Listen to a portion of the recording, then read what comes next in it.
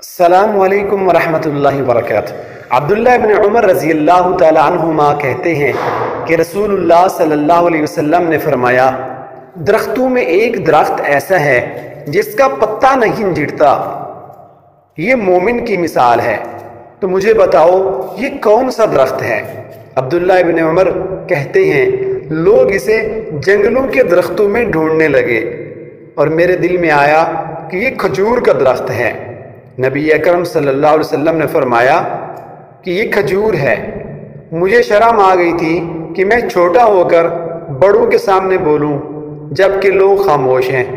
پھر میں نے اپنے والد حضرت عمر کو وہ بات بتائی جو میرے دل میں آئی تھی، تو انہوں نے کہا، میرے بیٹے، اگر تم نے یہ بات بتا دی ہوتی تو یہ چیز مجھے اس سے زیادہ عزیز اور محبوب ہوتی کہ میرے پاس اس طرح کا مال اور یہ چیزیں ہوتی۔